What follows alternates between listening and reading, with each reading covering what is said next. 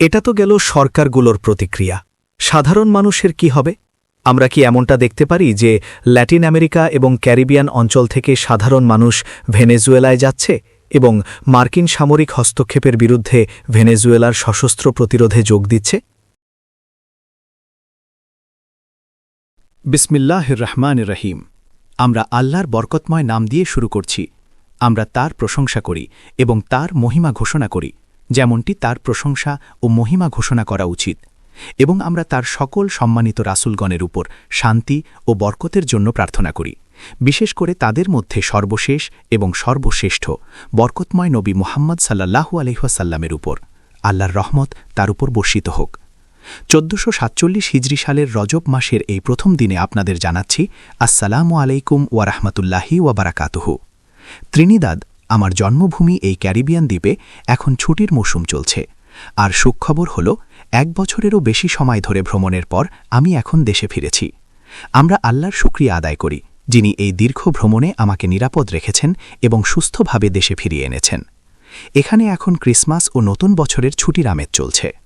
অন্যরা যখন উৎসবে মেতে আছে, আমরা তখন আসলে আমাদের দেশের ইতিহাসের এক অত্যন্ত ঝুঁকিপূর্ণ মুহূর্তে অবস্থান করছি। আমরা যুদ্ধের একদম দ্বারপ্রান্তে দাঁড়িয়ে আছি। আমেরিকা ভেনেজুয়েলার বিরুদ্ধে যুদ্ধ চালাচ্ছে। এই ঘটনা যে কোনো মুহূর্তেই ঘটতে পারে। এর প্রভাব শুধুমাত্র ভেনেজুয়েলা বা এই অঞ্চলের জন্য নয়, এমনকি আমেরিকার জন্যও নয়, বরং সবচেয়ে বড় প্রশ্ন হল আমাদের ইতিহাসের এই ভয়ঙ্কর মুহূর্তে ত্রিনিদাদ ও টোবাগোর উপর এর কী প্রভাব পড়বে। আমরা অত্যন্ত ভাগ্যবান যে আমার প্রিয় বন্ধু এবং ভাই ডেভিড আবদুল্লাহ আজ আমাদের সাথে আছেন। তিনি একজন রাজনৈতিক বিশ্লেষক, যিনি তার বিশ্লেষণে সবসময় সততা বজায় রেখেছেন। আমেরিকা ও ভেনেজুয়েলার এই মুখোমুখি অবস্থানের রাজনৈতিক, অর্থনৈতিক এবং ত্রিনিদাদ ও টোবাগোর মুদ্রার ওপর এর প্রভাব এবং সবচেয়ে বড় কথা এর সামরিক প্রভাব সম্পর্কে তার মতামত আমাদের সাথে শেয়ার করার জন্য তিনি আজ এখানে উপস্থিত হয়েছেন। এই সেশনটি আয়োজন করার জন্য আমরা আইবিএনের কাছে কৃতজ্ঞ। আর আমাদের প্রিয় ভাই ইনশান ইসমাইল, যিনি আমি বিদেশে থাকাকালীন ইন্তেকাল করেছেন, আল্লাহ তার আত্মার উপর রহমত বর্ষণ করুন। আল্লাহ তার আত্মাকে শান্তি দিন, তার গুনাহগুলো ক্ষমা করুন এবং তাকে জান্নাত দান করুন। আমরা আইবিএনের সাথে একমত হয়েছি যে এই ছুটির মরশুমে তারা এই সেশনটি 3 বার সম্প্রচার করবে ইনশাআল্লাহ। কিন্তু তৃতীয়বার সম্প্রচারের সময় আমরা স্টুডিওতে উপস্থিত থাকতে চাই, যাতে সম্প্রচারের পর আমরা একটি কল ইন সেশন দর্শক শ্রোতাদের ফোন গ্রহণ করতে পারি। আপনারা স্থানীয় হন বা বিশ্বের যে কোনো প্রান্তে থাকুন না কেন, আপনারা আপনাদের প্রশ্ন নিয়ে ফোন করতে পারবেন। তবে প্রশ্নের চেয়েও গুরুত্বপূর্ণ হল এই বিষয়ে আপনাদের মতামত জানানো, কারণ বর্তমানে ভেনেজুয়েলাকে কেন্দ্র করে ক্যারিবিয়ান অঞ্চলে যা ঘটছে তা সারা বিশ্বের খবরের শিরোনাম হচ্ছে। তো আজ এই সেশনে কি হতে যাচ্ছে এবং আগামী 2 সপ্তাহ বা তারও বেশি সময় কি ঘটবে তার কিছুটা পটভূমি আমি তুলে ধরলাম। আমরা আপনাদের মতামত শোনার অপেক্ষায় থাকব। স্বাগতম ডেভিড, অনেকদিন পর আপনাকে দেখে ভালো লাগছে এবং আপনাকে আমাদের মাঝে পেয়ে আমরা সম্মানিত। মাওলানা, আপনাকে অনেক ধন্যবাদ। দীর্ঘ সময় পর আপনাকে দেখে খুব ভালো লাগছে এবং এই গুরুত্বপূর্ণ বিষয়টি নিয়ে আলোচনা করার ও কিছু চিন্তা শেয়ার করার জন্য আমাকে আমন্ত্রণ জানানোয় আপনাকে ধন্যবাদ। আমিও প্রয়াত ইনশান ইসমাইলের প্রতি আমার শ্রদ্ধা নিবেদন করছি। Concern Muslims of Trinidad and Tobago আয়োজিত অনেকগুলো বিক্ষোভেলা আমাদের দেখা হয়েছে, যেগুলোতে আমরা এমএসজি হিসেবে সমর্থন দিয়েছিলাম এবং অন্যান্য সুশীল সমাজের সংগঠনগুলোকে ফিলিস্তিনের জনগণের সাথে সংহতি জানাতে যুক্ত করেছিলাম, যারা ইসরায়েল রাষ্ট্রের গণহত্যার শিকার হচ্ছিল। ত্রিনিদাদের বিভিন্ন প্রান্তে আমরা যে বিক্ষোভগুলো করেছিলাম, ইনশান সেগুলোর অবিচ্ছেদ্য অংশ ছিলেন। তিনি তার নীতিতে অটল ছিলেন এবং এই স্টেশন আইবিএন অবশ্যই তার রেখে যাওয়া অন্যতম একটি অর্জন। হ্যাঁ, আমার মনে হয় ইনশানের জন্য নিবেদিত আরেকটি সেশনের আয়োজন করতে হবে। তিনি এই মুসলিম সম্প্রদায়ের জন্য দারুণ কাজ করে গেছেন, অন্তত এই ইসলামিক ব্রডকাস্টিং নেটওয়ার্কটি প্রতিষ্ঠার মাধ্যমে, যা তিনি স্থাপন করেছিলেন। আল্লাহ তার আত্মার উপর রহমত করুন।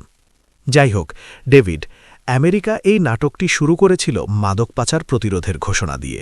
এরপর তারা ক্যারিবিয়ান সাগরের নৌকা ধ্বংস করা শুরু করল, কিন্তু তারা সবসময় ধারাবাহিকভাবে বলে এসেছে, আমরা স্থল হামলাও করব, তবে আমাদের লক্ষ্য হল মাদক পাচার।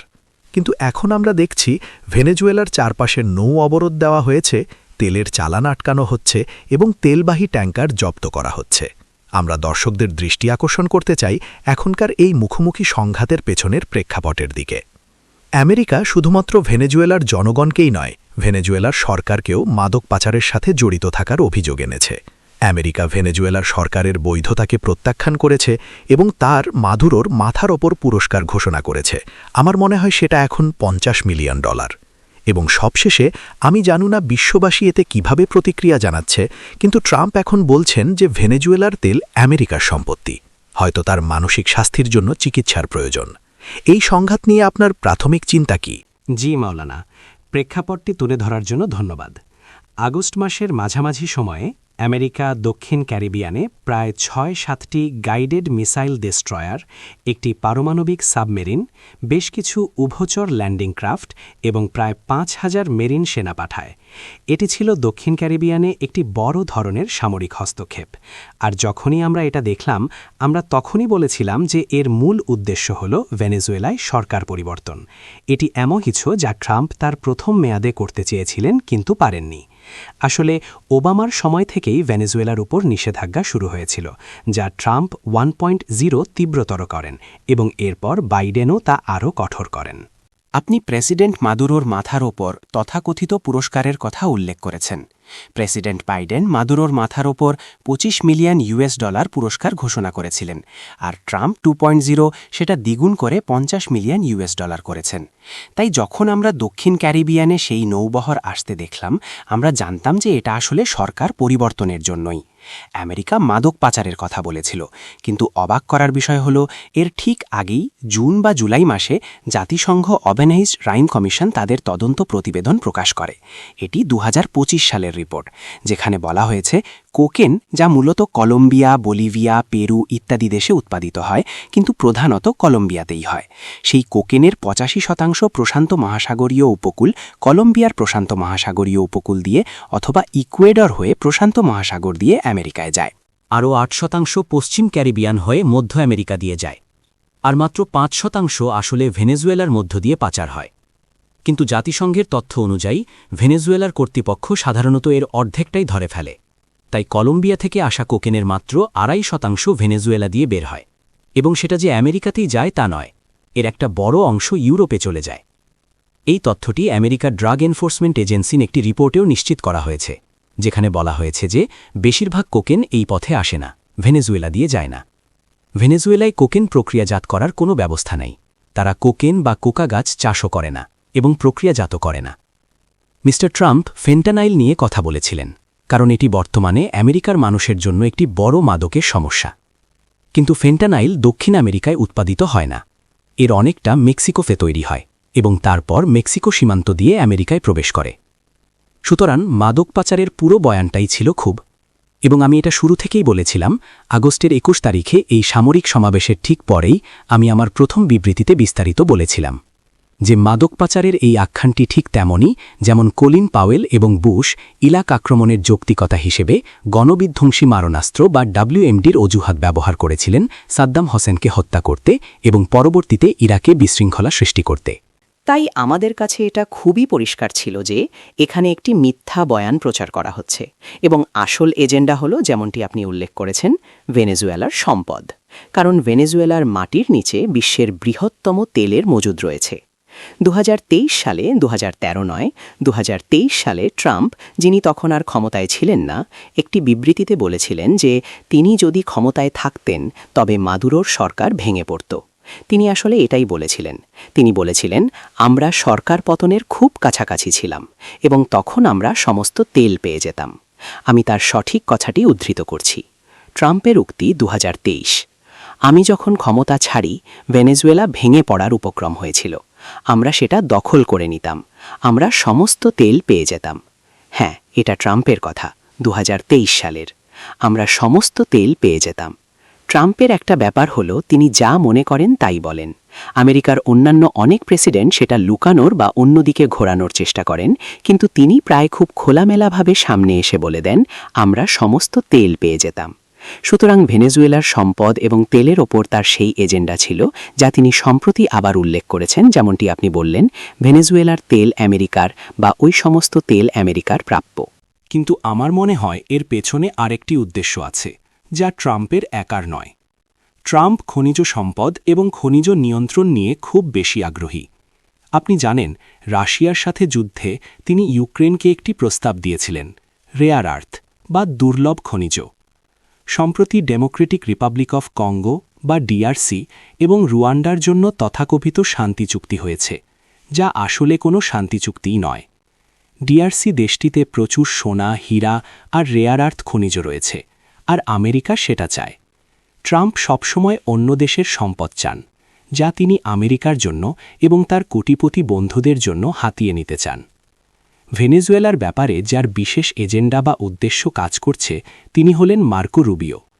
তিনি একাধারে সেক্রেটারি অফ স্টেট এবং ন্যাশনাল সিকিউরিটি অ্যাডভাইজার, অর্থাৎ দুই পদের দায়িত্বই তার কাঁধে। ট্রাম্প প্রশাসনে তিনি অত্যন্ত ক্ষমতাধর ব্যক্তি। রুবিও এসেছেন মায়ামি থেকে, তার বাবা মা কিউবার, তাই তিনি মায়ামির কিউবান আমেরিকান কমিউনিটি থেকে এসেছেন, যারা ঐতিহাসিকভাবেই কিউবার বিপ্লবের ঘোর বিরোধী, এমনকি সহিংসভাবে বিরোধী।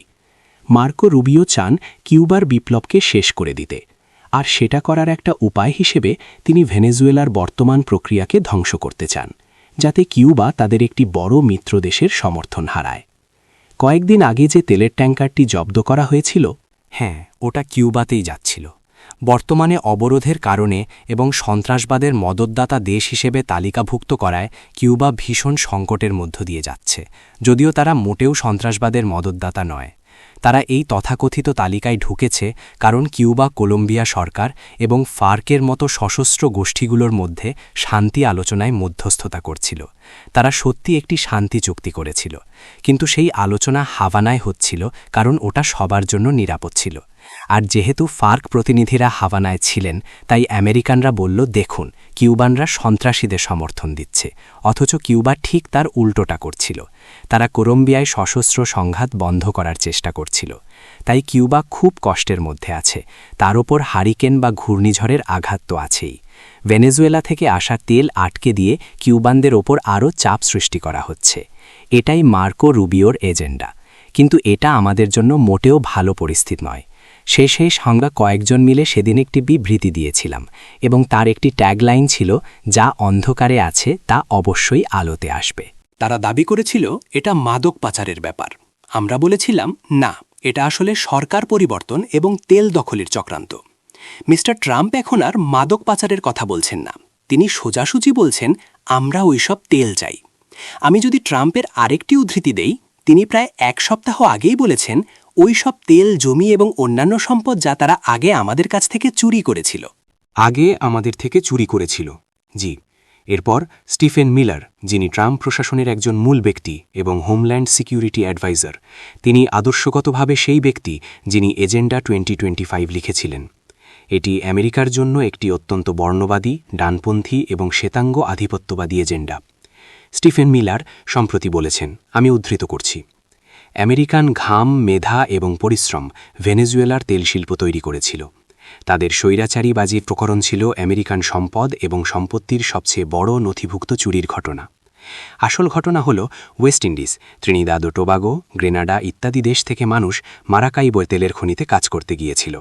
এখনও অনেক ট্রিনিদাদিয়ানের পরিবার ভেনেজুয়েলায় আছে। অবশ্যই ভেনেজুয়েলার মানুষও তেলশিল্পে কাজ করেছে। হ্যাঁ, সেখানে আমেরিকান তেল কোম্পানিগুলো ছিল, কিন্তু তারা ভেনেজুয়েলা থেকে সম্পদ তুলে নিয়ে আমেরিকাকে ধনী করছিল এবং ভেনেজুয়েলার ভেতরের অভিজাতদের পকেট ভারী করছিল, যারা সেই সম্পর্ক থেকে লাভবান হয়েছিল। হ্যাঁ, অথচ ভেনেজুয়েলার গরিবরা চিরকাল গরিবই থেকে গেছে।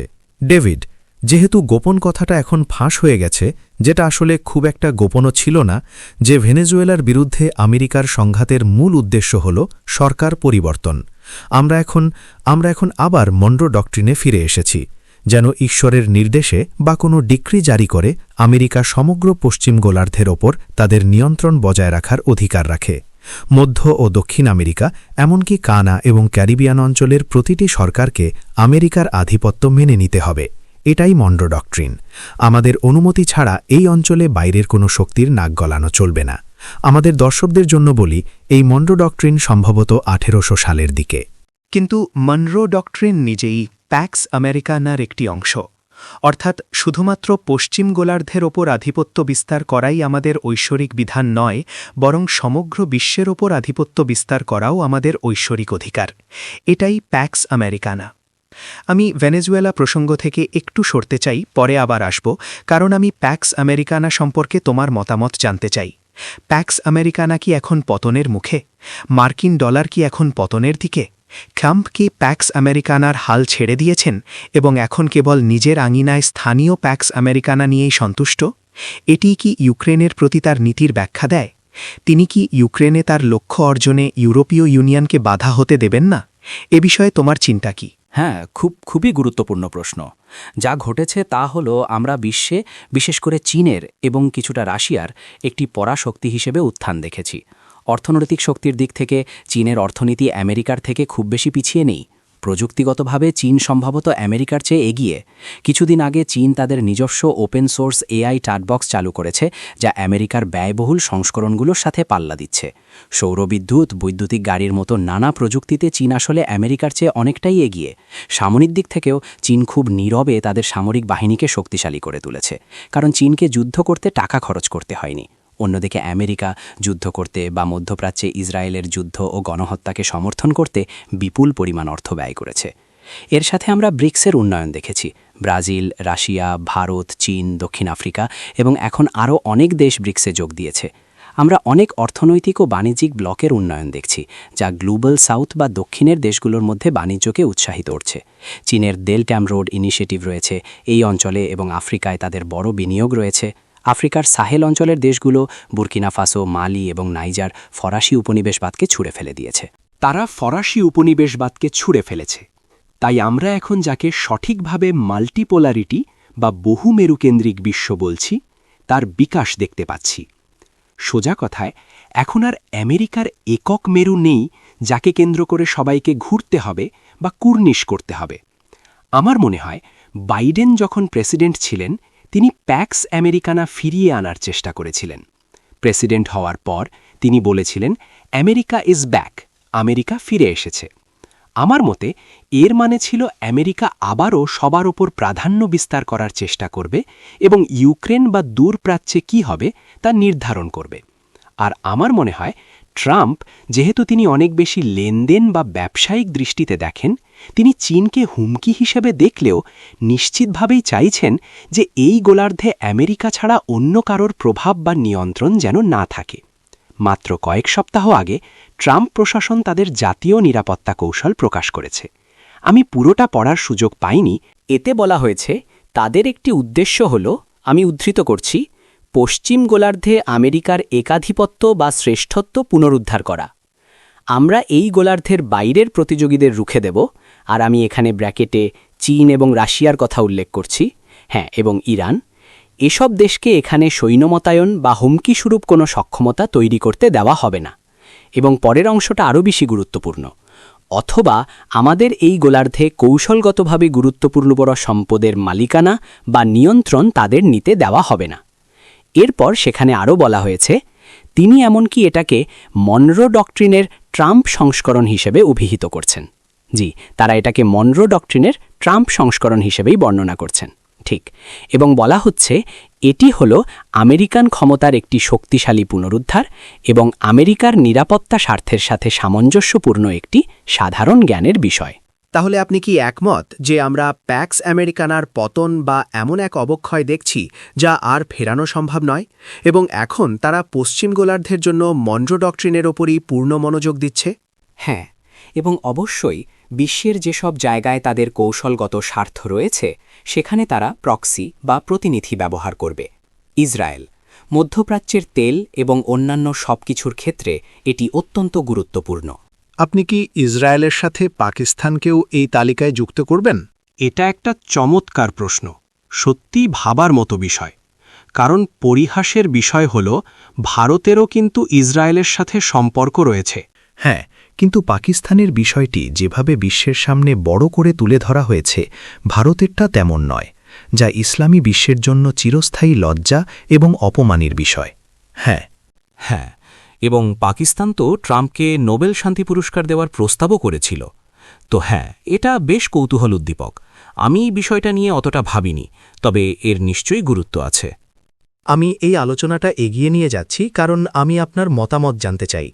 এই যে এখন মনরো ডকট্রিন এবং এর নতুন ট্রাম্প সংস্করণের ওপর এত জোর দেওয়া হচ্ছে আর অন্যদিকে প্যাক্স আমেরিকানা পিছু হচ্ছে, এর মানে কি এই যে আমরা প্রায় নিশ্চিতভাবেই যুদ্ধের দিকে এগোচ্ছি? এক অর্থে হ্যাঁ, তবে তারা বেছে বেছে যুদ্ধ করবে। যেমন ভেনিজুয়েলার বিরুদ্ধে যুদ্ধ হতে পারে, কিন্তু তারা চীন বা রাশিয়ার সাথে যুদ্ধে যাবে না।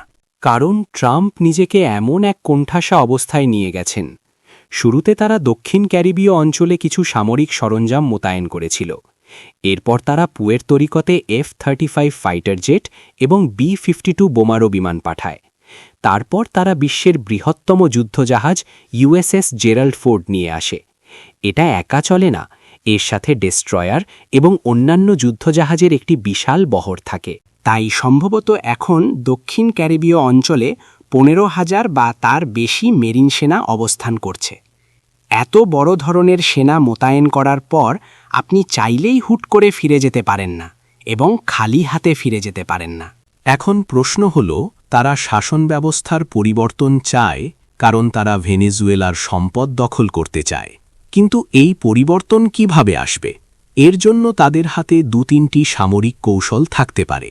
একটি হল সার্জিক্যাল ড্রোন স্ট্রাইক বা মিসাইল হামলা, যার মাধ্যমে প্রেসিডেন্ট মাদুরো এবং সরকারের বা দলের অন্য নেতাদের হত্যা করা হবে।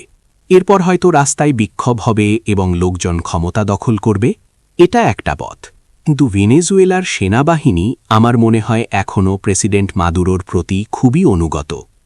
দ্বিতীয় পথটি হল অবরোধ, যা তারা এখন করছে। তারা চেষ্টা করছে যতটা সম্ভব অর্থনৈতিক ও সামাজিক বিপর্যয় সৃষ্টি করার।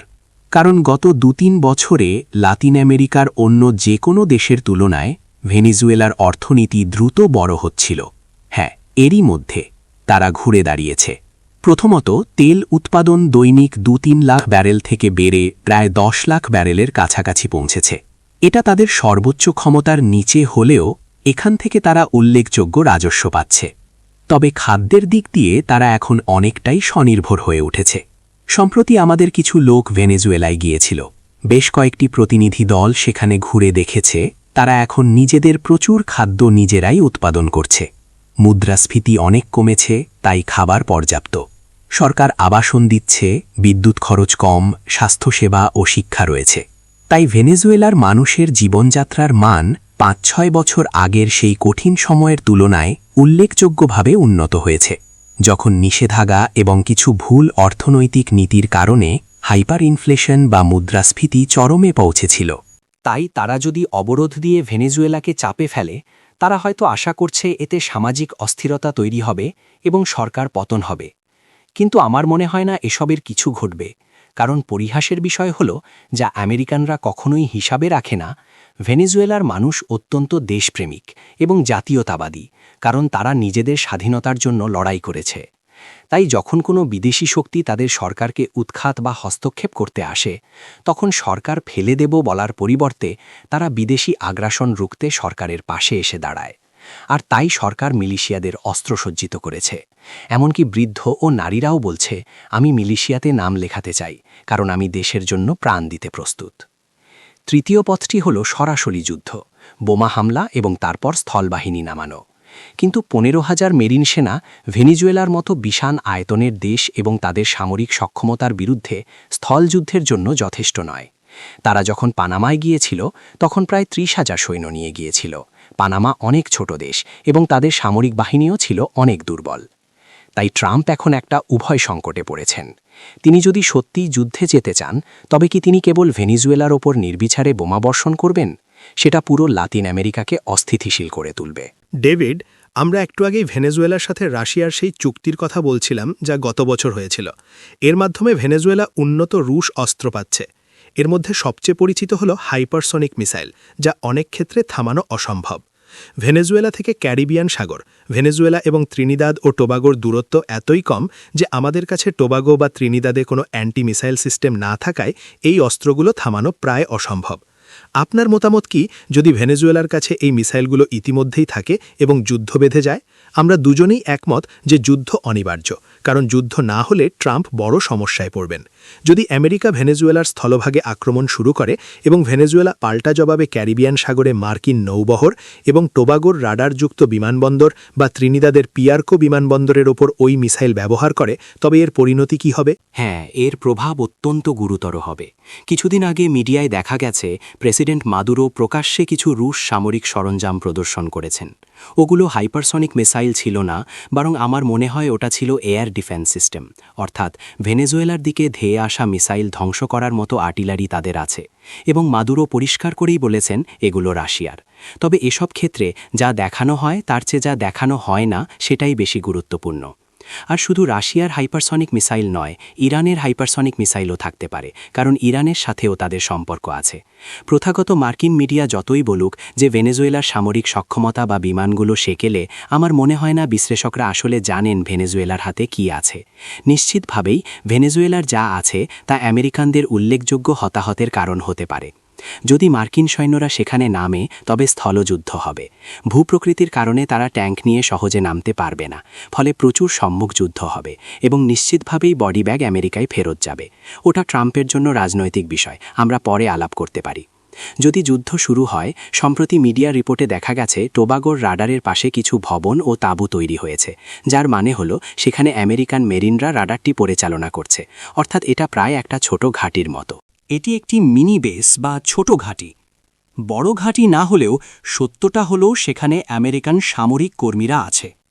এখানকার প্রধানমন্ত্রী প্রথমে অস্বীকার করলেও পরে স্বীকার করতে বাধ্য হয়েছেন। তো টোবাগোতে আমেরিকান সৈন্য আছে, সামরিক রাডার আছে। সরকারের পক্ষ থেকে যে মিথ্যা বয়ান ছড়ানো হচ্ছিল যে এটা গাঁজা বা কোকেন চোরাচালান ধরার জন্য, তা ধোপে টেকে না। রাডার প্রস্তুতকারকদের তথ্য এবং গুয়ান্তানামো বের এক মার্কিন সামরিক কর্মকর্তার রেডিও রিপোর্ট অনুযায়ী এই রাডারটি আমেরিকা ও ভেনেজুয়েলার যুদ্ধের প্রস্তুতির অংশ। এখন প্রধানমন্ত্রী স্বীকার করছেন যে এটা ত্রিনিদাদ ও টোবাগোর প্রতিরক্ষার জন্য। কিন্তু যদি টোবাগোতে মার্কিন সামরিক ঘাঁটি বা রাডার থাকে, তবে ভেনেজুয়েলা ও আমেরিকার মধ্যে যুদ্ধ বাঁধলে এটি ভেনেজুয়েলার জন্য একটি বৈধ টার্গেট হয়ে দাঁড়াবে, ভেনেজুয়েলার আক্রমণের জন্য। এবং তাই যদি ভেনেজুয়েলা আক্রমণ করে, এর মানে হলো টোবাগোর মানুষের প্রাণহানি ঘটতে পারে, কারণ টোবাগোর জনসংখ্যা মূলত এক জায়গায় কেন্দ্রীভূত। হ্যাঁ, দক্ষিণে ক্রাউন পয়েন্ট বিমানবন্দর বা ANR আন্তর্জাতিক বিমানবন্দরের কাছে। ওখানেই টোবাগোর পর্যটন কেন্দ্রগুলোর বেশিরভাগ অবস্থিত, তাই প্রাণহানি ও সম্পত্তির ক্ষয়ক্ষতির প্রবল সম্ভাবনা রয়েছে। এবং তারপর বিনিয়োগকারীরা বিমানবন্দরটি ধ্বংস না হলেও মারাত্মক ক্ষতিগ্রস্ত হতে পারে, কারণ মিসাইলগুলো একদম পিন পয়েন্ট বা নিখুঁতভাবে রাডারে নাও লাগতে পারে।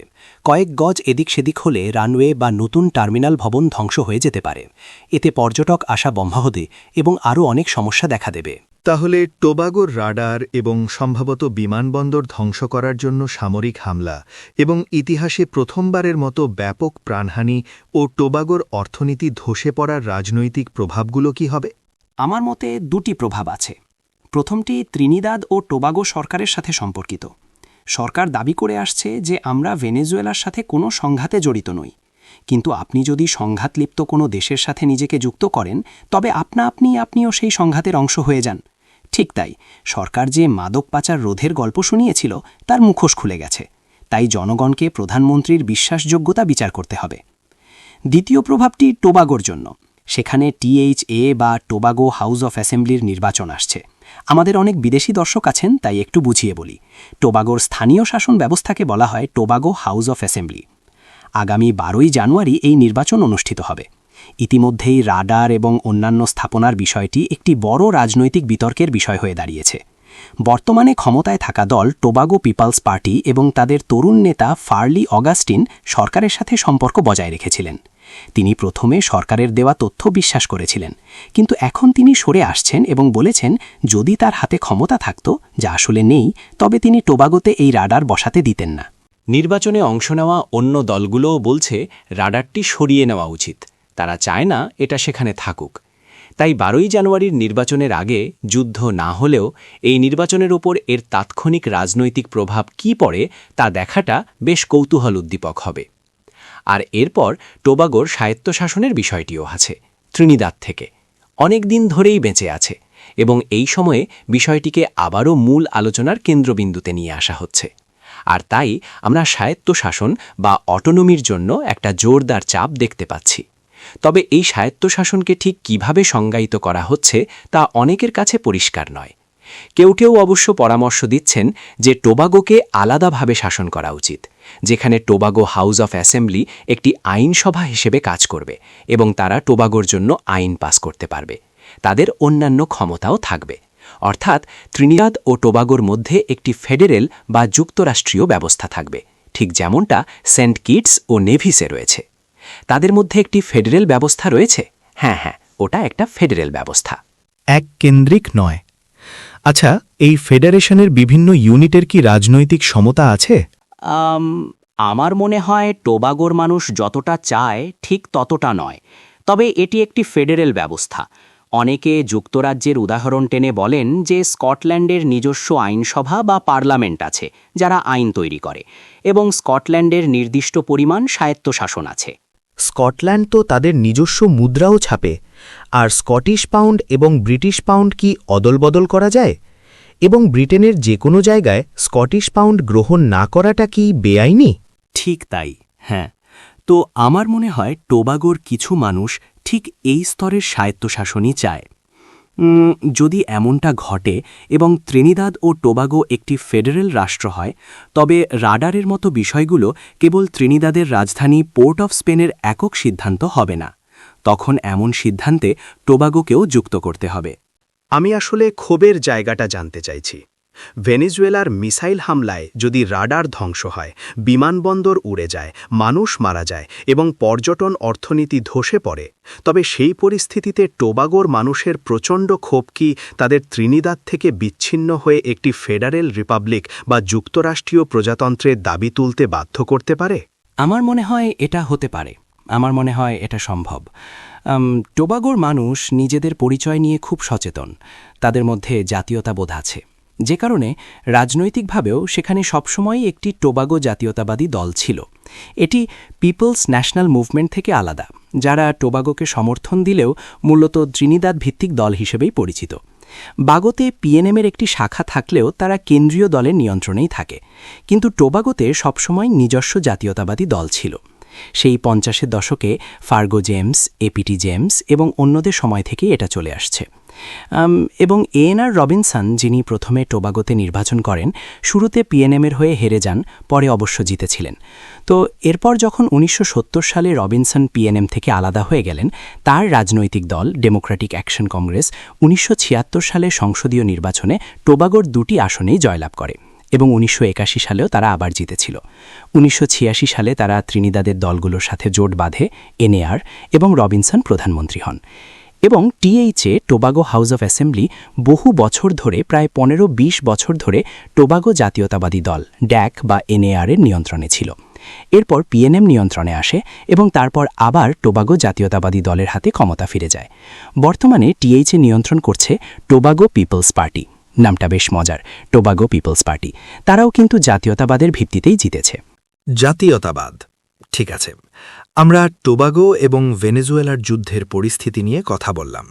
ভেনেজুয়েলার মিসাইল হামলায় টোবাগোর রাডার ধ্বংস, বিমানবন্দরের ক্ষতি, অর্থনীতির পতন এবং এর রাজনৈতিক ও অর্থনৈতিক প্রভাব নিয়ে আলোচনা করলাম। কিন্তু টোবাগো যদি এতটা ঝুঁকিপূর্ণ হয়, তবে ত্রিনিদাদ আরও অনেক বেশি ঝুঁকিপূর্ণ, কারণ ভেনেজুয়েলা থেকে ত্রিনিদাদের সবচেয়ে কাছের দূরত্ব মাত্র 9 মাইল। 9 মাইল, হ্যাঁ। তো ত্রিনিদাদে যদি মিসাইল হামলা হয়, আমি জানি প্রশ্নটা কঠিন, তবে এর রাজনৈতিক ও অর্থনৈতিক প্রভাব কি হবে? দেখুন, এর প্রভাব হবে বিশাল। মানে আমি খোলাখুলিভাবেই বলছি, ভেনেজুয়েলা তাদের উপকূলীয় প্রতিরক্ষা ব্যবস্থা অনেক শক্তিশালী করেছে। আর এই প্রতিরক্ষা ব্যবস্থা শুধু উত্তর উপকূলে, অর্থাৎ ভেনেজুয়েলার ক্যারিবিয়ান উপকূলেই নয়, তাদের পূর্ব উপকূলেও জোরদার করা হয়েছে। আর তাদের পূর্ব উপকূলের একটা অংশ হল পারিয়া উপসাগর, গালফ অফ পারিয়া, তাই না, যেটা আপনি বললেন, এবং অবশ্যই ত্রিনিদাদের আরও দক্ষিণে, ওটাই তাদের পূর্ব উপকূল। তারা চারপাশেই তাদের প্রতিরক্ষা বাড়িয়েছে। এর মানে হল ত্রিনিদাদের আক্রমণ করার মতো সামরিক সক্ষমতা তাদের আছে এবং হুমকিও দেওয়া হয়েছে। তাদের বিচারমন্ত্রী কিছু বিবৃতি দিয়েছেন। মাঝে মধ্যে আমার মনে হয় এসব বলা উচিত নয়, কিন্তু আমি তো আর তিনি নই বা ভেনেজুয়েলাতেও থাকি না, সেটা তাদের সিদ্ধান্ত। কিন্তু বিচারমন্ত্রী দিওস্তাদো কাবেলো ভেনেজুয়েলায় অত্যন্ত ক্ষমতাধর একজন ব্যক্তি। তিনি ক্ষমতাসীন দল ইউনাইটেড সোশ্যালিস্ট পার্টি অব ভেনেজুয়েলার একজন ডেপুটি লিডার। প্রেসিডেন্ট চাভেজ যখন অসুস্থ ছিলেন তখন তার সামনে একটা বাছাই করার সুযোগ ছিল যে তিনি দলের কাছে তার উত্তরসূরি হিসেবে কাকে সুপারিশ করবেন। দুজন ব্যক্তি ছিলেন, একজন নিকোলাস মাদুরো এবং অন্যজন দিওস্তাদো কাবেলো। ভেনেজুয়েলার কেউ কেউ, আমি বন্ধুদের সাথে কথা বলে যা জেনেছি, মনে করতেন যে কাবেলোই হয়তো পরবর্তী নেতা হবেন। কিন্তু তা হয়নি। শ্যাভেজ মাদুরোকেই ম্যাচে নিয়েছিলেন। তার হয়তো নিজস্ব কারণ ছিল, আমি বিচার করছি না, কিন্তু মূল কথা হল দিওসদাদো কাবেলো দীর্ঘদিন ধরেই ভেনেজুয়েলার রাজনীতিতে অত্যন্ত প্রভাবশালী।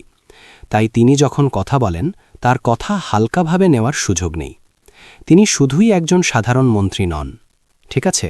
ভেনেজুয়েলায় তার কথার অনেক ওজন আছে। এবং তিনি সম্প্রতি বলেছেন যে ভেনেজুয়েলা ত্রিনিদাদ ও টোবাগোর মানুষের ক্ষতি করতে চায় না।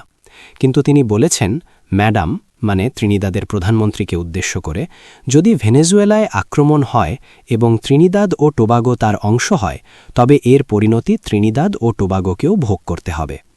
ইতিমধ্যে কোনো মিসাইল হামলা ছাড়াই ভেনেজুয়েলা সরকার পূর্বের সব স্বাক্ষরিত জ্বালানি চুক্তি বাতিল করে দিয়েছে।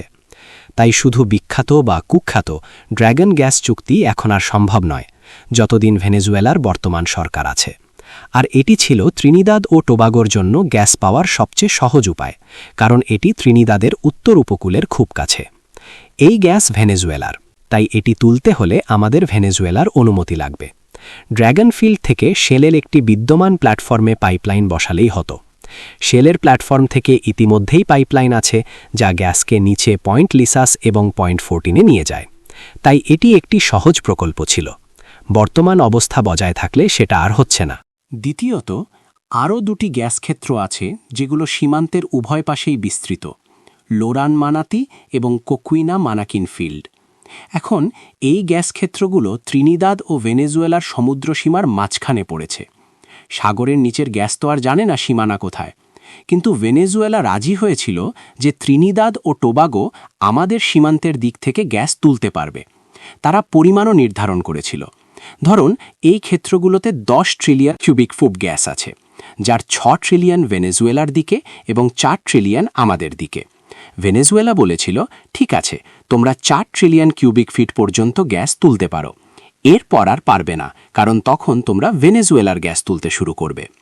এখন ভেনেজুয়েলা যেহেতু বলেছে তারা সব চুক্তি বাতিল করছে, এর মানে হতে পারে তারা চায় না আমরা আমাদের অংশের গ্যাসটুকুও তুলি, কারণ এর জন্য তাদের সম্মতির প্রয়োজন।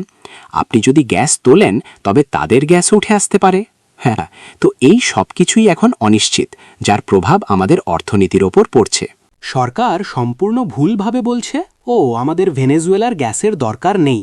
কিন্তু বাস্তবতা হলো আমরা এখন ত্রিনিদাদ ও টোবাগোতে যথেষ্ট গ্যাস উৎপাদন করছি না, এবং আমাদের প্ল্যান্টগুলো বন্ধ হয়ে যাচ্ছে। 4টি এলএনজি প্ল্যান্টের মধ্যে একটি বন্ধ। অ্যামোনিয়া উৎপাদনের অন্যতম বড় প্রতিষ্ঠান নিউট্রিয়েন তাদের কাজ পুরোপুরি বন্ধ করে দিয়েছে। আরও কিছু বড় মিথানল প্ল্যান্টও বন্ধ হয়ে গেছে। তাই আমরা বেশ সংকটে আছি। আর নতুন গ্যাস পেতে বছরের পর বছর সময় লাগে। বিপি এবং অন্যান্য কোম্পানির কিছু প্রকল্প আসছে, কিন্তু তাতে গ্যাস উৎপাদন হয়তো সামান্য বাড়বে, কিন্তু আমাদের সব পেট্রোকেমিক্যাল প্ল্যান্টকে 100% সক্ষমতায় চালানোর মতো যথেষ্ট হবে না। তো বাস্তবতা হলো আমাদের অর্থনীতি ইতিমধ্যেই ক্ষতিগ্রস্ত হচ্ছে। হয়তো প্রধানমন্ত্রী ভাবছেন যে মার্কিনিরা মাদুরোকে সরিয়ে দেবে, আর ওই যে মহিলা মারিয়া মাছাবো, যিনি সেদিন অদ্ভুতভাবে নোবেল শান্তি পুরস্কার পেলেন, তিনি ভেনেজুয়েলার প্রেসিডেন্ট হবেন। তিনি তো ইতিমধ্যেই যুক্তরাষ্ট্রের এক ইনভেস্টমেন্ট ফোরামে বলেই দিয়েছেন যে ভেনেজুয়েলার $1 ট্রিলিয়ন তেল, সোনা আর যা কিছু আছে সব তোমাদের জন্য উন্মুক্ত, তাই না? তো হতে পারে মিসেস পারসাদ বিসেসার সেটাই আশা করছেন। তিনি ভাবছেন মাচাদো প্রেসিডেন্ট হলে বলবেন, ঠিক আছে, ত্রিনিদাদ ও টোবাগো তোমরা ড্র্যাগন গ্যাস নিতে পারো, আর মার্কো রুবিও আমাদের সেটা উৎপাদনের জন্য ওফাক লাইসেন্স দিয়ে দেবেন। এটাই হয়তো তার বাজি বা গ্যাম্বেল। কিন্তু এটা একটা বড় জুয়া, কারণ যদি ভেনেজুয়েলা থেকে কোনো মিসাইল হামলা হয় এবং সেটা ত্রিনিদাদের কোনো গ্যাস প্রসেসিং ফেসিলিটিতে আঘাত করে, এটা পয়েন্ট ইসাসে হতে পারে অথবা গুয়ায়াগুয়ারেতে হতে পারে, যেখানে গ্যাস পাইপলাইন তীরে উঠে এসেছে। এটা যে কোনো জায়গায় হতে পারে, বা এমনও হতে পারে যে প্রধান পাইপলাইনগুলোর কোনো একটায়। জানেন তো, আসলে মাওলানা, সবসময় যে আঘাত করতেই হবে এমন না। এটা শুধু ত্রিনিদাদের ওপর দিয়ে উড়েও যেতে পারে।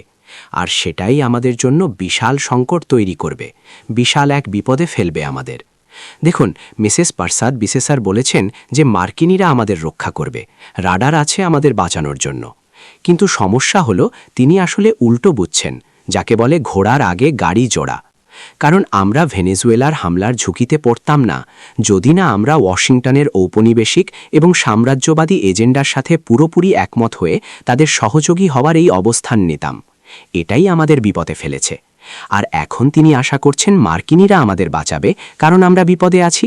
কিন্তু আমরা এই বিপদে পড়লাম কিভাবে? সরকার যে অবস্থান নিয়েছে তার কারণেই তো আমরা এই বিপদে পড়েছি। এই আলোচনার উদ্দেশ্য হল জনসাধারণকে জানানো যে সামনে কি ঘটতে যাচ্ছে। আমাকে বলুন, যদি যুক্তরাষ্ট্র ভেনেজুয়েলায় আক্রমণ করে এবং ভেনেজুয়েলা তার জবাবে ত্রিনিদাদের যে কোনো জায়গায় মিসাইল হামলা চালায়, তাহলে এর প্রভাব কি হবে? 1 নম্বর, রাজনৈতিকভাবে এই দেশে বা দ্বীপে; 2 নম্বর, অর্থনীতির ওপর; এবং 3 নম্বর, ত্রিনিদাদ ও টোবাগো ডলারের ওপর। হ্যাঁ, সবগুলোর একটার সাথে আরেকটা জড়িত। মানে যদি আসলেই ত্রিনিদাদ ও টোবাগোতে বা ত্রিনিদাদে কোনো মিসাইল ছোড়া হয়, এমনকি যদি সেটা কোথাও আঘাত নাও করে, শুধু মাথার উপর দিয়ে সা করে চলে যায়, তাতেই মনস্তাত্ত্বিকভাবে মানুষের মধ্যে ভয় আর আতঙ্ক ছড়িয়ে পড়বে। আপনি তখন এখানে ছিলেন না, কিন্তু মাস 2 আগে, 1.5 মাস হবে, এক শুক্রবার বিকেলে যুক্তরাষ্ট্র থেকে একটা খবর এলো। আমি আমার ফোনে পেয়েছিলাম, এটা সোশ্যাল মিডিয়ার কোনো গুজব ছিল না। এটা এসেছিল new York Times, Washington post থেকে, যেখানে বলা হচ্ছিল তাদের কাছে তথ্য আছে যে ট্রাম্প ভেনেজুয়েলায় আসন্ন আক্রমণের ঘোষণা দিতে যাচ্ছেন। যদিও সেটা ঘটেনি, কিন্তু খবরটা তেমনই ছিল। যখন এই খবর এলো, ঠিক সেই সময়ে ত্রিনিদাদ ও টোবাগোর ডিফেন্স ফোর্সের ঊর্ধ্বতনরা তাদের সব সদস্যদের ঘাঁটিতে তলব করলেন, আর পুলিশ সার্ভিস সব পুলিশ অফিসারের ছুটি বাতিল করে দিল। এই সব কিছু মাত্র 1.5 ঘন্টার মধ্যে ঘটেছিল, আর ত্রিনিদাদ ও টোবাগোর সবাই টের পেয়েছিল যে কিছু একটা হচ্ছে। শহরে আতঙ্ক ছড়িয়ে পড়েছিল, ট্রাফিক জ্যাম বেঁধে গেল, মানুষ শহর ছেড়ে বের হওয়ার চেষ্টা করছিল। অনেক সরকারি অফিস আর প্রতিষ্ঠান তাড়াতাড়ি বন্ধ হয়ে গেল। মানুষের মধ্যে প্রচুর ভয় কাজ করছিল। মানুষ সুপারমার্কেটে ছুটল কেনাকাটা করতে, কেউ কেউ গ্যাস স্টেশনে গেল তেল ভরে স্টক করতে। আর ওটা ছিল শুধুই একটা রিপোর্টের ভিত্তিতে, মানে কিছু একটা হতে পারে এমন খবর। তখন আসলে কোনো গুলিও ছোড়া হয়নি, তবুও এই অবস্থা। যদি বাস্তবে এমন কিছু ঘটে, তবে একটি দেশ হিসেবে, একটি জাতি হিসেবে আমরা এর জন্য মোটেও প্রস্তুত নই, একেবারেই অপ্রস্তুত। তো এর অনেক মনস্তাত্ত্বিক প্রভাব পড়বে, ভয়, ট্রমা, দুশ্চিন্তা। মানুষ কি বাচ্চাদের স্কুলে পাঠাবে নাকি পাঠাবে না, এই সাধারণ দৈনন্দিন বিষয়গুলো। আমি কি কাজে যাব নাকি যাব না, মানুষের স্বাভাবিক জীবনযাত্রা এতে বিপর্যস্ত হবে। দ্বিতীয়ত, অর্থনীতির কথা যদি বলি, ব্যবসা বাণিজ্য বন্ধ হয়ে যাবে। নতুন কোনো বিনিয়োগ আসার সম্ভাবনা থাকলে সেটা স্থগিত হয়ে যাবে, কারণ কোনো অস্থিতিশীল দেশে কোনো বিনিয়োগকারী টাকা ঢালবে না। আর যাদের কাছে US ডলার বা সম্পদ আছে, ক্যাপিটাল ফ্লাইট বা পুঁজি পাচার আরও বেড়ে যাবে। এমনিতেই দেশ থেকে পুঁজি পাচার হচ্ছে, তখন সেটা আরও বাড়বে, যার মানে ত্রিনিদাদ ও টোবাগো থেকে US ডলার বেরিয়ে যাবে এবং আমাদের বৈদেশিক মুদ্রার সংকট আরও ঘনীভূত হবে। আর এর ফলে ত্রিনিদাদ ও টোবাগো ডলারের মানের ওপরও প্রভাব পড়বে। তো এই সব কিছুই আসলে এর প্রভাব। শেষ পর্যন্ত টাকার অবমূল্যায়ন হবে, শেষমেশ। হ্যাঁ, যদি পুঁজি পাচার হয় এবং আমাদের ফরেক্স রিজার্ভ বা বৈদেশিক মুদ্রার ভাণ্ডার দ্রুত কমে যায়, তবে সরকারের কাছে IMF বা ইন্টারন্যাশনাল মনিটারি ফান্ডের কাছে যাওয়া ছাড়া কোনো উপায় থাকবে না। আর IMF তখন বলবে, তোমাদের ডলারের মান কমাতে হবে, কারণ তারা অনেক বছর ধরেই চাইছে আমরা যেন কারেন্সি ডিভ্যালু করি। ব্ল্যাক মার্কেটের রেট, যেমনটা আমরা সবাই জানি, অফিসিয়াল রেটের চেয়ে অনেক বেশি। আনঅফিসিয়াল বা খোলা বাজার লাগামহীন হয়ে যাবে। অফিসিয়াল রেট হয়তো তারা কিছুদিনের জন্য ধরে রাখার চেষ্টা করবে, যদিও শেষ পর্যন্ত পারবে না। ত্রিনিদাদে মিসাইল হামলা হলে কি লুটতরাজ শুরু হবার সম্ভাবনা আছে? আমি ওভাবে ভাবিনি। মানে যুদ্ধের সময় স্বাভাবিক জীবনের পুরো দৃশ্যপটই বদলে যায়, সব কিছু পাল্টে যায়। আরেকটা বিষয় হলো, যুদ্ধ হলে মানুষ সেই এলাকা ছেড়ে পালায়। যদি ভেনেজুয়েলা যুদ্ধক্ষেত্রে পরিণত হয়, তবে সেখান থেকে প্রচুর মানুষ দেশ ত্যাগ করবে, আর ত্রিনিদাদ হবে ভেনেজুয়েলাবাসীদের অন্যতম গন্তব্য। ট্রাম্পের যা পলিসি, তাতে যুক্তরাষ্ট্রে ঢোকা তাদের জন্য কঠিন হতে পারে। তবে নিশ্চিতভাবেই, এবং ব্রাজিলের প্রেসিডেন্ট লুলা, যিনি সম্প্রতি মার্কাসুর, দক্ষিণ আমেরিকার বাণিজ্যিক জোট, এর উদ্বোধনীতে কথা বলেছেন, এবং কলম্বিয়ার প্রেসিডেন্ট পেট্রো, তারা পরিষ্কারভাবে বলেছেন যে যদি ভেনেজুয়েলার বিরুদ্ধে কোনো যুদ্ধ বা সামরিক আগ্রাসন হয়, তবে পুরো ল্যাটিন আমেরিকা অস্থিতিশীল হয়ে পড়বে। বেশ, আমরা এখন এই বিষয়টি নিয়েই কথা বলতে চাই। আমরা দেখতে চাই এর ফলে আঞ্চলিক রাজনীতি, ল্যাটিন আমেরিকার রাজনীতি, জাতিসংঘ এবং আন্তর্জাতিক রাজনীতিতে কী প্রভাব পড়তে পারে। ভেনেজুয়েলার উপর সামরিক হামলা অর্থাৎ ট্রাম্পের এই সামরিক হামলার প্রভাব এই অঞ্চলে কী হতে পারে। দক্ষিণ আমেরিকা এবং মধ্য আমেরিকার দেশগুলো এতে কিভাবে প্রতিক্রিয়া জানাবে। কলম্বিয়া বেশ খোলাখুলিভাবেই বলেছে যে তাদের ধারণা তারাও আক্রমণের শিকার হতে পারে, কারণ ট্রাম্প বলেছেন যে পেত্রো একজন নার্কো ট্রাফিকার বা মাদক চোরাকারবারি, তাই না? অথচ বাস্তবে কলম্বিয়া কোকেন ব্যবসা বন্ধ করার জন্য কঠোর পরিশ্রম করছে। কাজটা কঠিন, ঠিক, এবং তারা তাদের সেনাবাহিনীকে প্রতিরক্ষা ব্যবস্থা জোরদার করার নির্দেশ দিয়েছে। তাই ভেনেজুয়েলার উপর হামলা হলে ভেনেজুয়েলা থেকে কলম্বিয়ায় শরণার্থী আসা ছাড়াও আরও অনেক কিছু হতে পারে, কারণ কলম্বিয়ায় যুক্তরাষ্ট্রের ঘাঁটি আছে, তাদের বেশ কয়েকটা ঘাঁটি আছে সেখানে। তাই কলম্বিয়া কিভাবে প্রতিক্রিয়া দেখায় এবং যুক্তরাষ্ট্র কলম্বিয়ার সাথে কি আচরণ করে সেটা দেখার বিষয় হবে। তবে মোটের ওপর একটা অস্থিতিশীল পরিস্থিতি তৈরি হবে। পেট্রোর অবস্থান বেশ শক্ত, আর এখন গ্রান কলম্বিয়া নিয়ে কথাবার্তা হচ্ছে, যা ছিল সিমন বলিভারের স্বপ্ন। কারণ বলিভার শুধু ভেনেজুয়েলাকেই স্বাধীন করেননি, তিনি কলম্বিয়া এবং পানামাকেও স্বাধীন করেছিলেন, কারণ পানামা একসময় কলম্বিয়ার অংশ ছিল, যা আমেরিকানরা হস্তক্ষেপ করে বদলে দেয়। তাছাড়া ইকুয়েডর এবং বলিভিয়াও এর অন্তর্ভুক্ত ছিল। এসবই ছিল বলিভারের মুক্তি সংগ্রামের অংশ। তাই কি ঘটে সেটা দেখাটা খুব কৌতূহলপূর্ণ হবে। ব্রাজিল হয়তো সমর্থন দেওয়ার জন্য এক ধরনের চাপ অনুভব করবে, কারণ ভেনেজুয়েলায় যদি সরকারের পতন না ঘটে কিন্তু যুদ্ধ চলতে থাকে এবং প্রেসিডেন্ট মাদুরো বা যিনি ক্ষমতায় থাকুন না কেন তিনি যদি আমেরিকার বিরুদ্ধে লড়াই চালিয়ে যান, তাহলে কলম্বিয়া এবং ব্রাজিল হয়তো আমেরিকার বিরুদ্ধে তাদের সমর্থনে এগিয়ে আসতে বাধ্যবোধ করতে পারে। হয়তো তারা সরাসরি সৈন্য পাঠাবে না, কিন্তু অর্থনৈতিক বা অন্যান্য সহায়তা দিতে পারে। এই সব কিছুই ঘটার সম্ভাবনা আছে। ব্রাজিল, ভেনেজুয়েলার প্রতি ব্রাজিলের রাজনৈতিক সমর্থন এবং ভেনেজুয়েলায় মার্কিন হামলার নিন্দা জানালে তার প্রভাব বাকি দক্ষিণ আমেরিকা এবং মধ্য আমেরিকাতেও পড়বে। কিন্তু মেক্সিকোর ব্যাপারে কি বলবেন? হ্যাঁ, মেক্সিকো ভেনেজুয়েলার সমর্থনে অত্যন্ত জোরালো অবস্থান নিয়েছে। সেখানকার প্রেসিডেন্ট শেইনবাম খুব শক্ত অবস্থান নিয়েছেন। তিনি ট্রাম্পকে প্রত্যাখ্যান করেছেন। ট্রাম্প চেয়েছিলেন মেক্সিকোতে ফেন্টানাইল এবং মাদক পাচার দমনের অজুহাতে সেখানে ঢুকতে, কিন্তু তিনি তা নাকচ করে দিয়েছেন। তবে অন্যদিকে ল্যাটিন আমেরিকায় বামপন্থী ও প্রগতিশীল শক্তিগুলোর কিছু বিপর্যয়ও ঘটেছে। দুর্ভাগ্যবশত বলিভিয়ায় প্রেসিডেন্ট আর্সে, যিনি সম্প্রতি নির্বাচনে হেরেছেন, তিনি প্রতিদ্বন্দ্বিতা করেননি এবং মুভমেন্ট টুয়ার্ড সোশ্যালিজমের প্রতিষ্ঠাতা ইভো মোরালেসের মধ্যে খুব খারাপ ধরনের বিভেদ তৈরি হয়েছিল। এই ফাটলটাই কয়েক মাস আগে বলিভিয়ায় ডানপন্থীদের নির্বাচনে জিততে সাহায্য করেছে, আর এটা ছিল খুবই খারাপ একটা ব্যাপার। আমি জানি লাতিন আমেরিকার বড় দেশগুলোর নেতারা চেষ্টা করেছিলেন ওই দুজনকে, আর্সে এবং ইভো মোরালেসকে, মিলিয়ে দেওয়ার জন্য, কারণ তারা জানতেন যে নিজেদের মধ্যে এই বিভাজন কেবল ডানপন্থীদের ক্ষমতায় আসার সুযোগ করে দেবে, আর ঠিক সেটাই ঘটেছে। হন্ডুরাসে একটা নির্বাচন হয়েছে যার ফলাফল এখনও ঘোষণা করা হয়নি, কারণ সেখানে পরিষ্কারভাবেই ব্যাপক নির্বাচনী জালিয়াতি হয়েছে। নির্বাচনের মাত্র 2 দিন আগে ট্রাম্প বলেছিলেন যে যদি তোমরা এই নির্দিষ্ট প্রার্থীকে, অর্থাৎ ডানপন্থী প্রার্থীকে ভোট না দাও, তবে আমি তোমাদের ওপর নিষেধাজ্ঞা আরোপ করব। আর স্বাভাবিকভাবেই এটা অনেক হন্ডুরাসবাসীকে ভয় পাইয়ে দিয়েছিল এবং তারা ওই লোকটাকেই ভোট দিয়েছে। নির্বাচনটা এখন ঝুলে আছে, কিন্তু হন্ডুরাসে গত কয়েক বছর ধরে একটা প্রগতিশীল সরকার ছিল। মনে হচ্ছে তারা এখন ক্ষমতার বাইরে। তাই ল্যাটিন আমেরিকা এবং ক্যারিবিয়ান অঞ্চলে এমন সব সরকার ক্ষমতায় রাখার জন্য যুক্তরাষ্ট্রের পক্ষ থেকে প্রচুর প্রচেষ্টা চলছে, যারা তাদের পক্ষে থাকবে।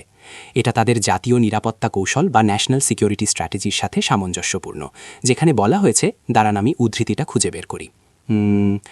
আমরা সেই অঞ্চলের সরকার, রাজনৈতিক দল এবং আন্দোলনগুলোকে পুরস্কৃত এবং উৎসাহিত করব যারা মোটামুটিভাবে আমাদের নীতি ও কৌশলের সাথে সামঞ্জস্যপূর্ণ। অর্থাৎ তারা মনরো ডক্ট্রিন এবং বর্তমানে ট্রাম্পের সংযোজন অনুসারে সরাসরি হস্তক্ষেপ করছে, যাতে নিশ্চিত করা যায় যে পুরো পশ্চিম গোলার্ধ জুড়ে এমন সরকার থাকে যারা ওয়াশিংটনের অবস্থানকে সমর্থন করে। এটা তো গেল সরকারগুলোর প্রতিক্রিয়া। সাধারণ মানুষের কি হবে? আমরা কি এমনটা দেখতে পারি যে ল্যাটিন আমেরিকা এবং ক্যারিবিয়ান অঞ্চল থেকে সাধারণ মানুষ ভেনেজুয়েলায় যাচ্ছে এবং মার্কিন সামরিক হস্তক্ষেপের বিরুদ্ধে ভেনেজুয়েলার সশস্ত্র প্রতিরোধে যোগ দিচ্ছে?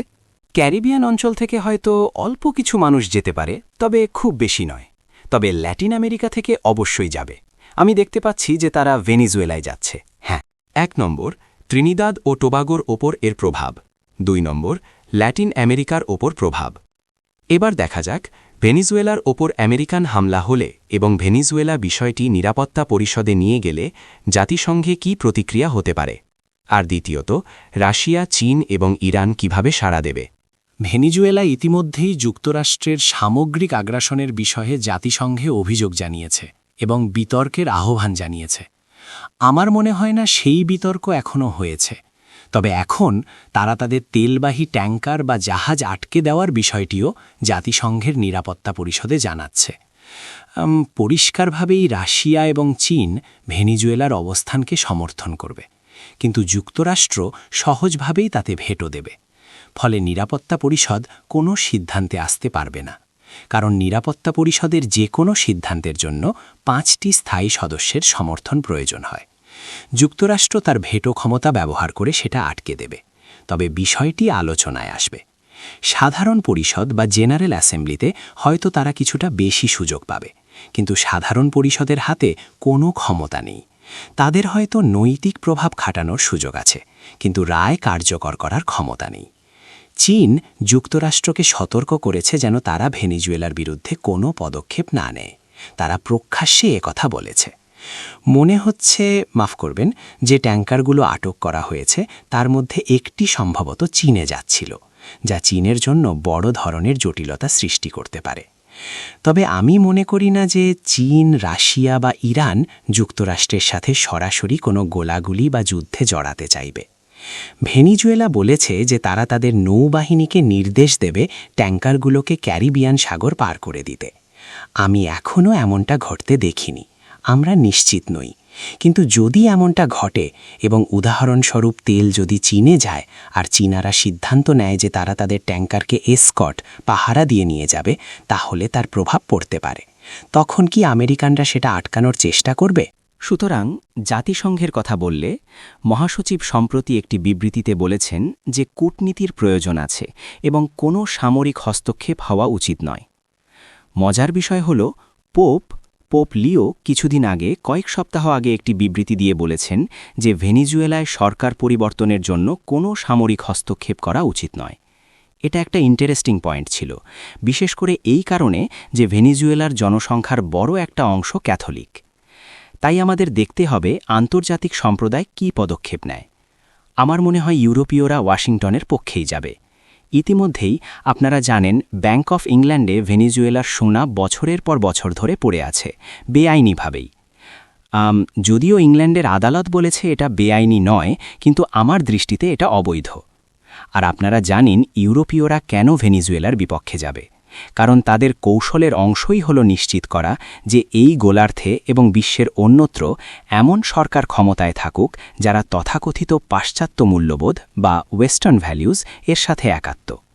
আর এই পশ্চিমা মূল্যবোধের আসল মানে হল পুঁজিবাদের মূল্যবোধ, লাগামহীন পুঁজিবাদ, যেখানে বিশ্বের কোটি কোটি মানুষের ভাগ্যকে জিম্মি করে গুটি কয়েক মানুষ মাল্টিবিলিয়নিয়ার হতে পারে। আমরা যখন মূল্যবোধের কথায় আসি, তখন আসলে বর্তমানে যা ঘটছে তার নৈতিক এবং ধর্মীয় প্রভাবগুলোর দিকেই আমাদের নজর দিতে হয়। আর পরিষ্কারভাবেই বাইরের কোনো দেশের হস্তক্ষেপ ছাড়াই নিজেদের সরকার বেছে নেওয়ার অধিকার ভেনেজুয়েলার আছে। অথচ দেখুন, 2020 সালে আমেরিকার নির্বাচনে রাশিয়ার হস্তক্ষেপ নিয়ে যুক্তরাষ্ট্রই কি তুমুল হইচই করেছিল। শুরুতে একটা হট্টগোল ছিল, যা শেষমেশ মিলিয়ে গিয়েছিল। কিন্তু এখন ঠিক সেটাই ঘটছে, ক্ষমতার পালা বদল। তাই আমি মনে করি, এবং আমি প্রথমবারের মতো আমার নিজের মতামত প্রকাশ করছি, আমরা এখন যা দেখছি তা হল একজন জালিম মজলুমের উপর নিজের ইচ্ছা চাপিয়ে দিচ্ছে। ভেনেজুয়েলায় সরকার শুধু সেনাবাহিনীর সমর্থনেই টিকে নেই, বরং সেখানকার নির্যাতিত জনগণ, গরিব মানুষেরাও তাদের সাথে আছে। আর যাদের বিবেক আছে, যারা দিনই জিন্দেগি যাপন করেন, তাদের উচিত মজলুমের পাশে দাঁড়ানো এবং জালিমের বিরুদ্ধে রুখে দাঁড়ানো। আর এটা আমাদের আলোচনার একটি চমৎকার অংশে নিয়ে এলো। ত্রিনিদাদ ও টোবাগোতে আমাদের একটি বহুগোত্রীয় সমাজ ব্যবস্থা রয়েছে।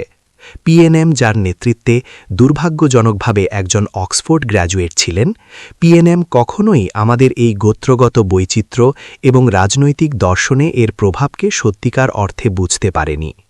গোত্রগুলোর একত্রিত হয়ে এমন একটি সমঝোতায় আসা প্রয়োজন যা আমাদের রাজনৈতিক সমতা এবং ভ্রাতৃত্বের সাথে বসবাস করার সুযোগ দেয়। ত্রিনিদাদের মতো বহুগোত্রীয় সমাজে টোবাগোর চেয়ে এখানেই বেশি। এর প্রভাব হল এখানে ইসলাম, খ্রিস্টান ধর্ম এবং হিন্দু ধর্ম শক্তিশালী শক্তি হিসেবে কাজ করে। যদিও ইসলামের চেয়ে হিন্দু ও খ্রিস্টান ধর্মাবলম্বী বেশি, আমরা একটি ছোট কমিউনিটি। কিন্তু আপনারা দেখতে পাচ্ছেন আইবিএনে আমরা মুসলিম কমিউনিটি হিসেবে কি করছি। আইবিএনই এখন পুরো দেশকে পথ দেখাচ্ছে। আমরা মানুষকে একত্রিত করছি এই বিষয়টি নিয়ে খুব ভদ্র এবং শিক্ষিত উপায়ে আলোচনা করার জন্য, কারো দিকে কাদা ছোড়াছড়ি না করে। এটা আমাদের তরিকা বা পথ নয়। এই ক্রান্তিলগ্নে আমাদের উচিত গোত্রীয় পর্যায়ে মাসোয়ারা বা পরামর্শের জন্য একত্রিত হওয়া। ডেভিড, আমি আশা করছি আজ আপনার কাছ থেকে আমরা যে জ্ঞান, অন্তর্দৃষ্টি এবং তথ্য পেয়েছি তা আমাদের মানুষকে শিক্ষিত করতে সাহায্য করবে। আমি আশা করি এই সেশনটি মুসলিম কমিউনিটির উপর প্রভাব ফেলবে, কারণ এটি একটি Islamic IBN, Islamic broadcasting network. এখন যা ঘটছে তা নিয়ে আমরা মুসলিম কমিউনিটির মধ্যে একটি মাসোয়ারা বা পরামর্শ করতে পারি। আপনারা একে গণভোট বা রেফারেন্ডাম বলতে পারেন। ভেনেজুয়েলা এবং আমেরিকার সাথে সম্পর্কের বিষয়ে ত্রিনিদাদ ও টোবাগোর হয়তো একটি গণভোট প্রয়োজন, কিন্তু ইসলামে আমরা গণভোটের চেয়ে পরামর্শ বা শুরাকে বেশি প্রাধান্য দেই, মাসোয়ারা। আমি ভাই নিজাম মুহাম্মদের সাথে কথা বলছিলাম, যিনি হাউস অফ রিপ্রেজেন্টেটিভসের সাবেক স্পিকার। তিনি বারবার ইসলামের এই দিকটির উপর জোর দিচ্ছিলেন, পরামর্শের প্রক্রিয়া। আজকের এই সেশন থেকে আমরা কিভাবে এই পরামর্শ প্রক্রিয়াকে এগিয়ে নিতে পারি, প্রথমে মুসলিম কমিউনিটির মধ্যে এবং পরে অন্যান্য গোত্রের সাথে। হয়তো আমাদের শ্রোতা ও দর্শকরা এখন ভাবতে পারেন কিভাবে আমরা এই বিষয়ে জাতীয় পর্যায়ে একটি মুসলিম পরামর্শ সভার আয়োজন করতে পারি, কারণ আমরা এখন এমন এক বিপদের সম্মুখীন যা এই দেশ তার ইতিহাসে আগে কখনো দেখেনি। আমি আইবিএনকে অনুরোধ করেছি তারা যেন এই সেশনটি অন্তত 3 বার পুনঃপ্রচার করে এবং তৃতীয়বার প্রচারের সময়, হয়তো জানুয়ারিতে, আমরা দর্শকদের জন্য একটি কল ইন সেশনের ব্যবস্থা করব, যেখানে আপনারা ফোন করে প্রশ্ন করতে পারবেন বা নিজেদের মতামত জানাতে পারবেন। অবশ্যই কারো বিরুদ্ধে কাদা না ছুড়ে ভদ্রতা বজায় রেখে এবং অন্যের মতামতের প্রতি শ্রদ্ধা রেখে কথা বলতে হবে। এটাই আমাদের আদব বা স্টাইল। আমরা বিদেশ থেকে কল করার জন্য লাইন উন্মুক্ত রাখব। আমরা আপনাদের একটি টেলিফোন নম্বর এবং হোয়াটসঅ্যাপ নম্বর দেব, যাতে আপনারা বিদেশ থেকেও বিনামূল্যে কল করতে পারেন। স্থানীয়ভাবেও কল করা যাবে। যদি আপনারা আমাদের সাথে একমত হন যে হ্যাঁ, এই মুহূর্তে আমাদের মাসোয়ারা বা পরামর্শের প্রয়োজন, এটা শুধু পিএনএম বা ইউএনসির বিষয় নয়, এটা পুরো দেশের বিষয়। সামনে বিশাল বিপদ অপেক্ষা করছে। ডেভিডের সাথে আলোচনায় এটা পরিষ্কার হয়ে গেছে যে সামনে আসলেই বড় বিপদ এবং আমাদের একে অপরের সাথে পরামর্শ করার প্রয়োজন। এখন আপনি যদি মুসলিম কমিউনিটির মধ্যে এমন কাউকে চেনেন যিনি একজন প্রবীণ ও মুরব্বী, যার দিনী জীবনযাপনের কারণে সবার শ্রদ্ধাভাজন এবং যার এই ধরনের পরামর্শ সভা ডাকার মতো যোগ্যতা ও অভিজ্ঞতা আছে, কারণ আমাদের কমিউনিটি এখন বিভক্ত, যদি এমন কোনো ব্যক্তি এই ডাক দেন এবং মানুষকে বিপদের গভীরতা বুঝিয়ে ভেদাভেদ ও দ্বন্দ্ব ভুলে শান্তিপূর্ণভাবে প্রজ্ঞার, উইজডমের সাথে একত্রিত করতে পারেন, তাহলে তার কথা ভাবুন। আমি এটা করতে পারব না, কারণ আমি আমার জীবনের বেশিরভাগ সময় এখন বিদেশে থাকি। 1 বছরেরও বেশি সময় পর আমি মাত্র 1 সপ্তাহ হল ত্রিনিদাদে ফিরেছি, তাই আমি এটা করতে পারব না। আপনারা যদি এমন কোনো ব্যক্তির কথা ভাবতে পারেন, তাহলে তাকে ফোন করুন এবং অনুরোধ করুন আপনি কেন এমন একটি পরামর্শ সভার ডাক দিচ্ছেন না। যদি আপনারা তাকে বোঝাতে পারেন এবং তিনি মনে করেন যে তিনি এটা করতে পারবেন, তবে তাকেই ডাক দিতে দিন। অবশ্যই তিনি চাইলে আগে আমাদের সাথে কথা বলতে পারেন। যদি তিনি আমাদের কমিউনিটির বিভিন্ন দলকে একত্রিত করতে পারেন এবং আমরা এই বিষয়ে পরামর্শ করতে পারি, তবে তা দেশের অন্যান্য গোত্রের জন্য একে অপরের সাথে পরামর্শ করার একটি দৃষ্টান্তস্থল হবে। এটা রাজনৈতিক প্রতিদ্বন্দ্বিতা বা কাদা ছড়াছড়ির সময় নয়, একদমই না। আপনারা দেখেছেন ডেভিড এবং আমি কিভাবে কারো বিরুদ্ধে কটু কথা না বলে আলোচনাটি চালিয়ে গেছি। ওটা আমাদের আদব কায়দা নয়। ডেভিড, আপনি আপনার মূল্যবান সময় দিয়ে গুরুত্বপূর্ণ মতামত শেয়ার করেছেন, এজন্য আপনাকে ধন্যবাদ। আমি জানি না সামনে কি হতে যাচ্ছে, তবে আমি নিশ্চিত আপনি আমার সাথে একমত হবেন যে আমরা খুব বিপজ্জনক একটি মুহূর্তে আছি। ভেনেজুয়েলায় আমেরিকার সশস্ত্র হামলার প্রবল আশঙ্কা রয়েছে, সেটা পিনপয়েন্টস ফাইট হোক বা সৈন্য নামিয়ে সরাসরি হামলা হোক, আমরা জানি না। আর একবার যদি সেটা ঘটে, তবে ভেনেজুয়েলা থেকে টোবাগো এবং ত্রিনিদাদে পাল্টা হামলার আশঙ্কা থাকে, এবং সেটাই হলো আসল বিপদ। আমরা আশা এবং দোয়া করি ডেভিডের সাথে এই প্রাথমিক আলোচনা ভবিষ্যতে ঘটনা প্রবাহের সাথে সাথে এই বিষয়ে পুনরায় আলোচনার ভিত্তি তৈরি করবে। আমরা ডেভিডকে ধন্যবাদ জানাই আমাদের সময় দেওয়ার জন্য। আমরা তার পাণ্ডিত্য এবং নৈতিকতার ক্ষেত্রে তিনি যা করছেন, রাজনৈতিক, অর্থনৈতিক এবং সামাজিক ক্ষেত্রে যা কিছু ন্যায় ও সততার প্রতীক, তার জন্য কৃতজ্ঞ। ধন্যবাদ ডেভিড, আমরা পরবর্তী সেশনের অপেক্ষায় রইলাম। মাওলানা, আমাকে ডাকার জন্য আপনাকে অনেক ধন্যবাদ। আমি পরামর্শ এবং আলোচনার প্রয়োজনীয়তাকে 100% সমর্থন করি। দুর্ভাগ্যবশত আমাদের পার্লামেন্টে, যেখানে জাতীয় পর্যায়ে এটা হওয়া উচিত ছিল, সেখানে এটা হচ্ছে না।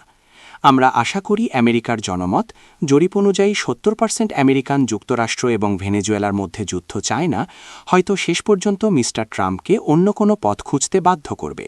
কারণ ক্যালিপসো গায়িকা সিঙ্গিং স্যান্ড্রা যেমনটি গিয়েছেন, নোবাডি উইন্স আ ওয়ার, যুদ্ধে কেউ জেতে না।